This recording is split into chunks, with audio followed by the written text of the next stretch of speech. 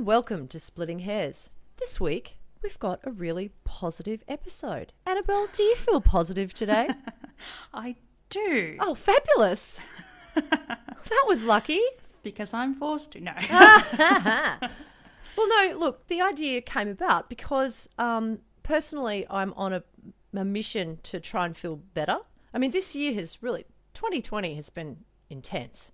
Up and downs, stress, anxiety, uncertainty of the future. So I was getting a little bit sick of that whole whingy thing. And I thought, what can we do that's positive? Well, I came up with the magic of classical music. Now, I know I've spent a lot of episodes saying that classical music is not magic. Anyone can learn it. I realise the irony is not lost on me. But at the same time, I wanted everyone out there to share this incredible experience that we have, you and I, classical musicians.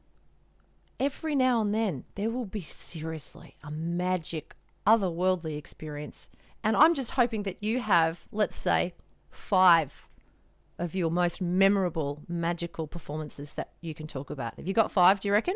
I've got 5 at least. I mean, I think it's well established. I'm like rose-coloured glasses nerd, a passionately obsessed musician. Okay, so I could easily get more than 5, and it's not just playing it, it's listening to it for me. So I have to really think about those extra special 5 performances. Yes, and yes. I'm a weird case, so... That's right. You are a weird case. You love everything. So I'm like that with spoken word or theatre. I just love everything. I don't care. Yeah. You're like that with classical music. But we've narrowed it down today. We're going to talk about performances only, like moments that we've been on stage for, that we've contributed to. So that makes it a bit easier to narrow it down, I think. I could easily say those also include moments where I was in the audience, because I have that all the time. Yeah. But that again, wouldn't be that. There wouldn't be any point to that because. Oh, the sharing of it. But as far as the musician performance goes, yes. Yes. All right. Well, I want you to start. I want you to tell me, and it doesn't have to be best to worst, worst to best. We can just go through our 5 in no particular order. So could you go first? All right. In no particular order. Okay. So I chose, this is a VCE performance, my Year 12 solo violin recital. And I chose, you had to pick a topic theme, and you would research that theme and you'd find repertoire accordingly. And that was a part of the academic side and the performance side of the solo unit you did for Year 12. And I chose nationalism within music, and so all this like patriotic kind of music or anything that was really incorporated the heritage of the composer or something, really embedded into the repertoire. Beautiful. And so I spent all year playing things like Bartok, Romanian folk dances, that kind of thing. And this piece by Smetana and things. And, you know, I was leading up, it was, you know, maybe a month or 2 leading up before my actual... So my story, sorry, I should say, is actually not the exam. This is a moment I had before the exam. Oh, that doesn't matter. Yep. Yeah, I was performing my recital back to back for anybody so that I could have it. I had this 40-minute recital to memory, and I was very confident walking into the exam. But I remember it was a student performance with my teacher and all of the other, you know, students from different years, different age groups and everything. And it was one of those ones where the parents were sitting there waiting for their kid to play and the kids were just mucking around waiting for themselves to play, and then they'd want to go home. And it was noisy and people were playing, people were talking and stuff and running around. Like, it was one of those events. And I was just there to do my due diligence. Yeah. You know, my mum was there, one of those parents just going, okay, great performance. It was another performance experience, and then let's go home. Yeah, just churning it out, churning them out. Yeah, I think I was the last person to play because it sort of went in age group. So I was one of the oldest. My teacher said Annabel's doing her VCE solo recital, and I played this particular piece, and it was a folk piece. I can't really pronounce the title, but I'll link it. And there's many different arrangements of it. I think it's a Celtic or Irish sort of piece. Oh, yeah. And I played it solo violin. and I played it from memory. And the second I started playing, the entire room went silent. Whoa. And I played it how I wanted to play it with no accompanist. I rebatoed every single phrase I could. I did whatever I wanted to it. It went up the violin, down the violin. It was really a simple piece. It wasn't something virtuosic to show off in that regards, but I didn't even notice the room went silent.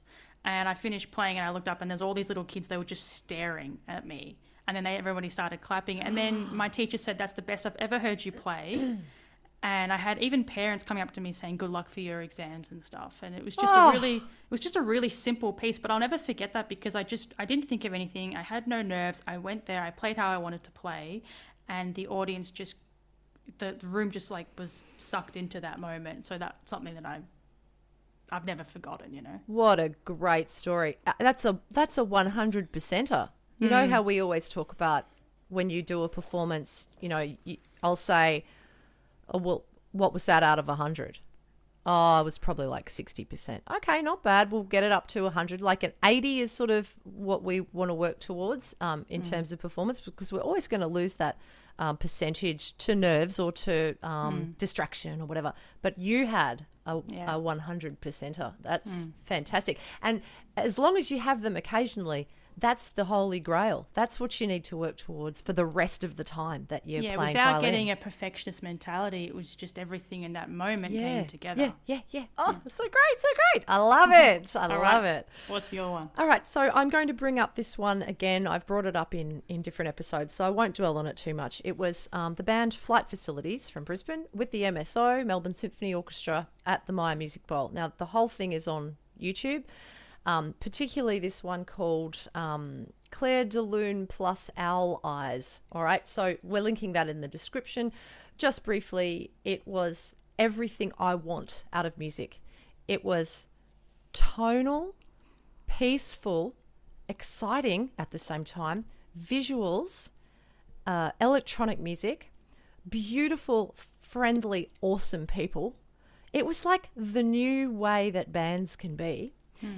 And I was there as a part of it because I was in the symphony orchestra. The arrangements were so beautiful that the orchestra was really highlighted. So it was almost like an orchestra with a band accompaniment. It was a very, very unique experience. Loved it so much. You know, links in the description. Fine. We're going to go next to your second one.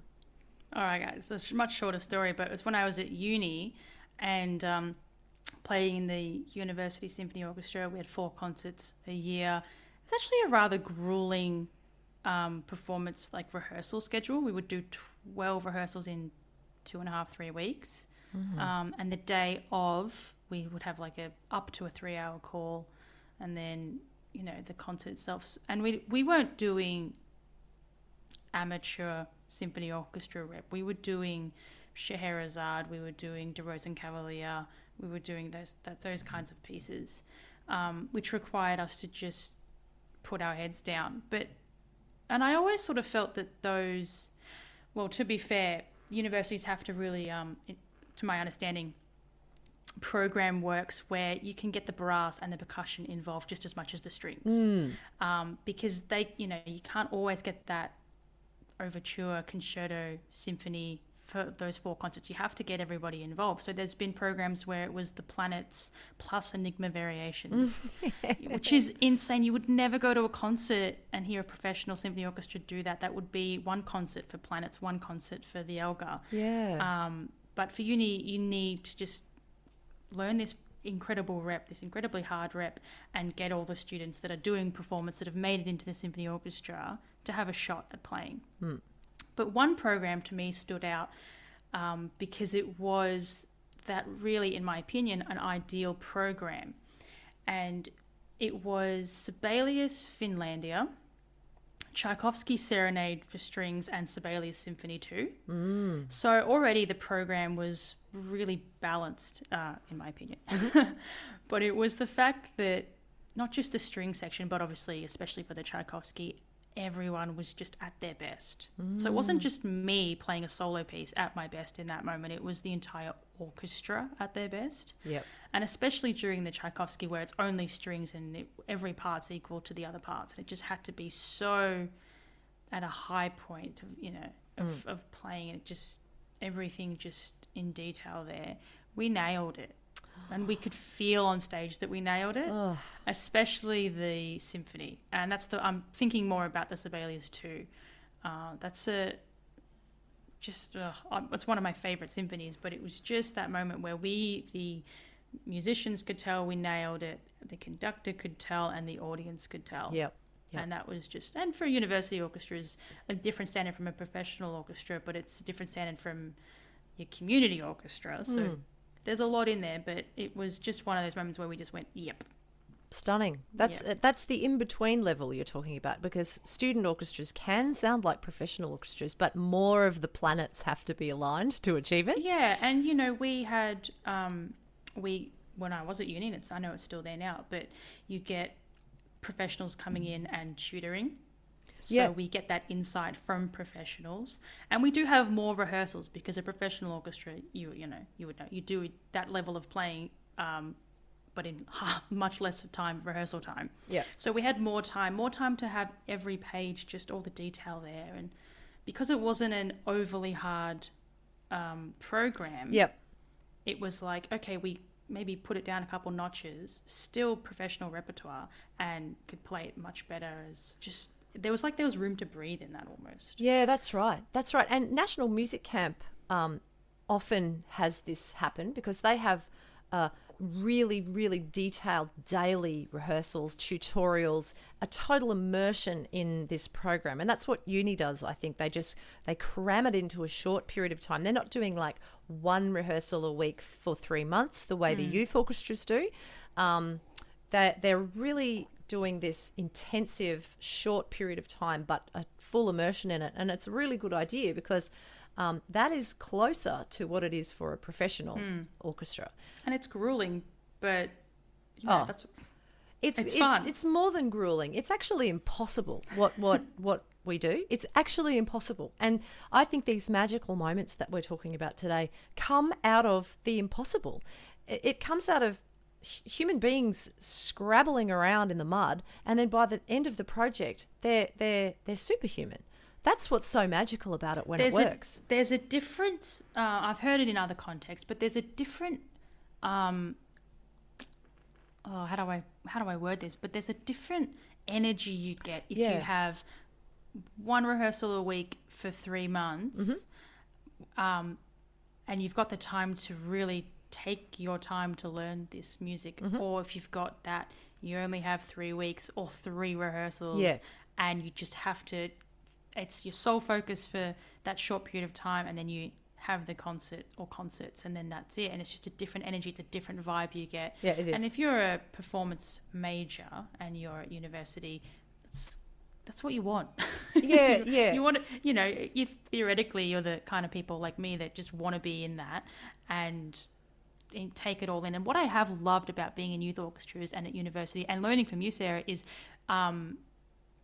having those mentors and teachers explain certain sections of the pieces or what it was like, or give you that, that actual learning behind the music, the meaning behind it, to help you understand the music more, and that helps you play it better, to put it in context like that. Oh, that's right. It's giving yourself enough time, but a strict deadline to really suck in all that information. It's like exam period in year 12 or something. It's like you've got this real trajectory and this real push behind you.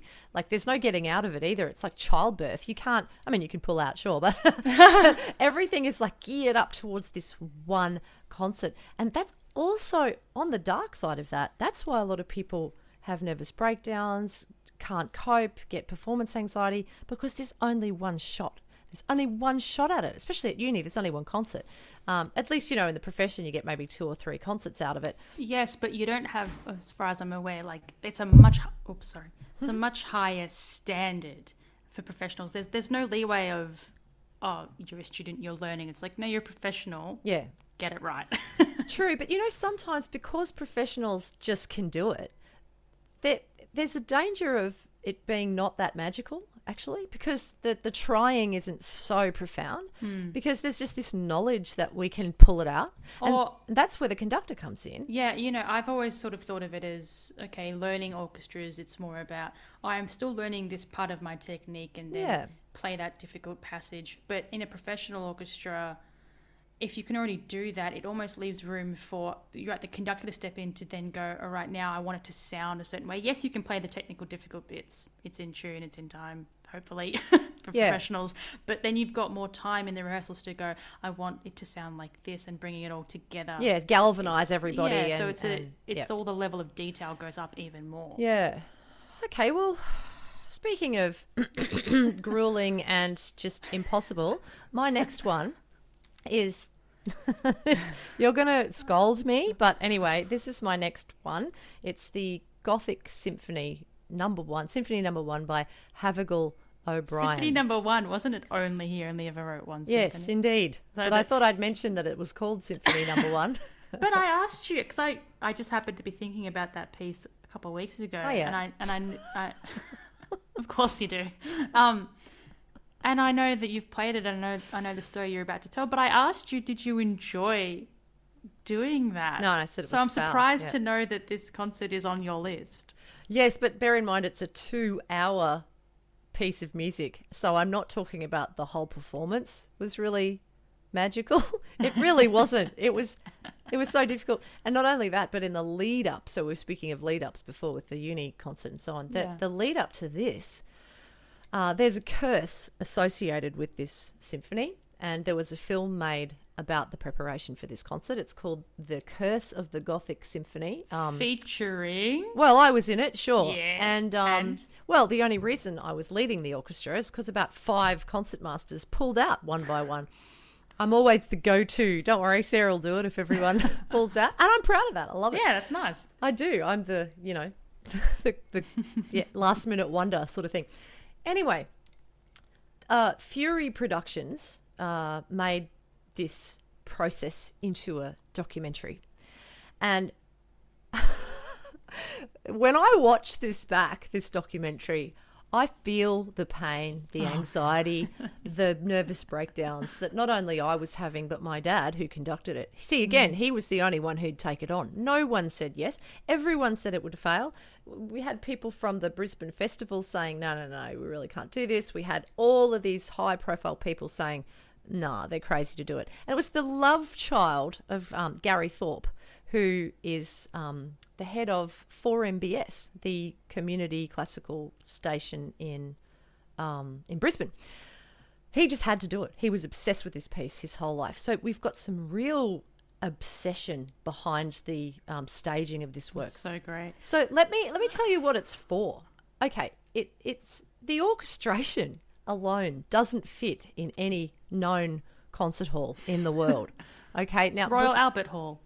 They might have done it there, but they would have had to scale it down. For example, you need offstage groups like 8 horns, 8 trumpets, 8 tenor trombones, 8 tubas, 4 sets of timpani, and that's just the offstage brass. You need 4 soprano, alto, tenor, bass choirs, 4 of them. 4 of them. Where are you going to put them? You need 1 children's choir. You've got your standard 2 harps, but then he insists 20 first violins, 20 second violins, 16 violas, 14 cellos, 12 double basses. Okay, so that's what it's scored for. That's just offstage strings. Percussion, there's a list as long as your arm. On stage, 8 horns, 2 cornets, 4 trumpets, 3 tenor trombones, 2 euphoniums, 2 tubas. Contrabass, trombone, whatever. I mean, obviously I'm reading from a list here, but this list is so long I can barely even bring myself to read the rest of it. Triple winds, 6 oboes. Sorry, 6? Did you say 6 oboes? Oh, yes, I did. Who tunes the orchestra? Maybe one of the 2 cor anglais tuned the orchestra. Who knows? 4 B-flat clarinets, 2 basset horns, 2 turtle doves and a partridge. Anyway, this is just fully crazy. Okay? And sorry, did you scale it back in your... Yeah, so we had to scale back. There were like 4 offstage brass groups. So the spatial instructions for this piece are really specific too. So anyway, Queensland Performing Arts Complex decided that, they'd try and help out. QPAC. Yeah, Dad was all like, this is outrageous, this is impossible. We have to scale this down, we have to scale that down. Anyway, all these choirs were going to come from interstate. Again, one by one, they pull out. Oh, sorry, we're a little bit busy after all, because they look at the score and they just go, this choir can't learn this. It's just impossible. So Insane. it was absolutely insane, the whole thing. But there was such momentum behind it from this obsessive, amazing passion from Gary Thorpe. Veronica Fury from Fury Productions, she was just like, yes, we've got to do this. But then you see her in this documentary having a nervous breakdown about it. So there's these moments in this symphony. There's one moment, and it's in the second part. It's basically the Amen. You know, it's basically the final chord in the whole symphony. And you'll see this on the documentary. I actually don't know if it's available to even buy or see on YouTube. Yes, I've bought it and I've seen it.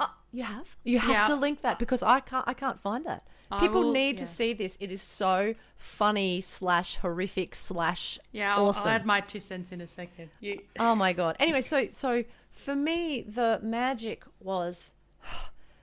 we had to do 2 performances. We did an open rehearsal because there were so many people who wanted to come and see it that we had to make the rehearsal like a performance. Yeah, and this wasn't going to be played more than once. And this, you couldn't do the real concert more than once. So we did the open rehearsal in like a run through, and then the real performance that night. So it's a 2-hour work. So we did that twice that day. It was just insane, right? So when we got to that one chord, which you'll see in the documentary, that's the moment that all the devastation and depression and anxiety and all the curses associated, all the disappointments, all the rage, all of that stuff, those little moments just brought us out of being human up to a different realm. You know, I mean, this guy was a mad genius, sort of, like, kind of. I think this piece needs a revision, and then it could be done all the time. It would become not a standard, but it would become like Mahler 8 or something like that. Yeah, you know, those absolute one-off performances. Yeah, the big epic things. But, you know, as it is, it's kind of impossible. So anyway, you say what you want to say. That was the film making and the performance of the Gothic Symphony by Havergal Bryan. Havergal Bryan. I found out about the documentary after your dad passed away. You posted it on Facebook, and I was intrigued. I had never heard of this composer. I've never heard of this piece. I didn't even know anything about it, and so I was like, oh sure, I'll watch it. And I watched this whole thing going, all right, they made a documentary about it, so they probably pulled it off. But it was gripping to watch everything unfold. And you're right, people were, you know, really obsessed about this piece. You know, this took, you know, years to put together. You know, get everyone on board. And then I will admit, when you came on the screen, I was like, I giggled because you were wearing a beret. Yeah. But I was like... my raspberry beret. You're right. But, you know, and you were talking about Boeings, and I was just like... Nothing changes. Nothing changes. But it was just so great. And then it was just you get sucked into this story of the piece, really. Yeah. It's real. So knowing that, you know, I was out of the loop of this whole thing. I only saw this documentary, anything like that. But seeing that it was pulled off, and the people that were involved in pulling it off, the ones there from the very start, the people that came in, like you said yourself, other concert masters pulled out, but you said, fine, I'll do it, and you stuck to it. It was just really great to watch, and it's an interesting piece. It is. It's not totally great the whole way through, but there are real moments of unbelievable music in it. Really, really stunning. So I can see so evidently how grueling that could be to put it together. Yeah. That doesn't happen there's probably a handful of performances recorded, as in recorded having taken place. So to say that you can get a magical moment out of that, yeah, I can see that. Yeah. Okay, great. Thanks for listening to that again. You've heard that story before. So your turn. What's your next magical moment on stage? Where am I up to in my list? All right. The next one is more up your alley of digital electronic music things. But I played at a TEDx conference, an independent TEDx conference in St Kilda. And there was amongst the speakers that were there was a musical performance of an Australian DJ named Steve Ward. And just by connections and conversations, he wanted live strings playing while he was playing his own music. And so me and a couple of my friends, went and rehearsed with him and performed. And the thing about TEDx is the audience was full of people. It's a huge event. The actual real TED conference is massive. And then all the independent ones that run are equally, well, not equally as big, but also big. And I just was there playing, and it was, yes, everybody was there in the audience, but also it was being broadcast to, I didn't hear a figure, but I know a lot of people. But talking about pushing classical musicians out of their comfort zones is, we met up with the DJ, we listened to his music, and then we had to go, right, you want to add strings? Well, there's no pre-published music. There was no sheet music. It was just, all right, here are the chords, and let's put this together, and how does this sound? And it was that kind of playing, and it was just as it comes, and just, it was improv, and then obviously we put it together and it sounded really cool. And for years I've tried to find the video of it because I know it was filmed. But in that moment it was me and my two friends playing, Steve the DJ with his music, which was incredible DJ, electronic music. He's very popular in Australia. And I was playing at a TEDx conference. Wow, cool, yeah. And it was just really, really cool. And we had one day of putting it together a couple of days before, and it was just listening to the music, using the skills that we don't really know or trust that we have as classical musicians to think of, all right, chord progressions and what notes can I use and what sounds good and does that work? And then you put it together, and then, it worked. It was just really, really fun. So was it that it was out of the comfort zone initially, then you guys just got it together, did it well, and it all just came together, but it was something you wouldn't have chosen to do? Yeah, because as students and classical musicians, we're really confined to the standard repertoire, and like we've said before, modern day students don't compose. We don't try these other skills. We don't have a go at improvising or whatever. So it was out of my comfort zone. I did it, and we pulled it off, and it was really fun. But it was just, and it was really cool. Yeah, awesome. That sounds great. I can't relate any of my other points to that. I can't, there's nothing that matches. I mean, there actually is a show that I did, but it's not that classical, so I didn't know whether to put it on the list or not. It's just, the thing with Sean Keat, Diffusion, and I left that off because, I mean, if anyone wants to hear it really was a incredibly moving experience working with an electronic music producer. And that would be on my list of pieces where you sit in the audience. Yeah, okay, yeah, great. Because I'm obsessed with that piece, and performance, and just in general, nerd. So, and you guys can hear that that piece on SoundCloud if you search for Sean Keat, ShaunKeyt, Diffusion. His DJ name is Viridian, so I think you have to put Viridian in as well. But if anyone wants to hear that is 47 minutes of sublime, life-changing sounds that, whatever, just unbelievable. And each time I play it, I am transported, I'm uplifted. And I would say I did my TEDx before you were writing Diffusion with Sean, but what I went through was maybe a sliver of what Diffusion I think so. is. Yeah, it sounds like it. That's what reminded me of it. Yeah. Yeah, and I was thinking about when I remembered that I'd done this TED talk. But, dear Sean and Sarah, I would love, I know it's on SoundCloud, but I'd love a recording. I'd love to buy it. Yeah, well, secretly, between you, me, and all of our beautiful Splitting Hairs subscribers and the thousands of people who love us or are yet to love us, we haven't really recorded it properly. So the recording is, I think, of a live performance we did. So it's... But having said that, I'm a fiend for, I really want recordings. Whenever I hear new music, I'm like, I want a recording because I want to listen to it again. Yeah, which is going to be a topic in the future. I don't know where you get the hours in the day for all the listening. Annabelle's constantly sending me these things to listen to, and it's like, oh, I really just don't have time to do it. But there's something about Diffusion that, it needs to be in that. It can be such in that live setting that it's incredible. Oh yeah, So. Anyway, well, we can link that down the bottom. We're going to have to now. Oh, we're going to have to now. And sorry, did I use up? Is this like the genie wish situation that I've accidentally wished for something? Thanks for listening to this episode of Splitting Hairs. Hope you enjoyed it. Yeah, and if you're listening on one of the audio-only platforms, jump over to YouTube where you can see more content and what we look like. I'm the young one. Like, share, and subscribe. And we have all the social medias like normal people, so go and follow us there as well. Awesome. Okay, bye. Sup, bye.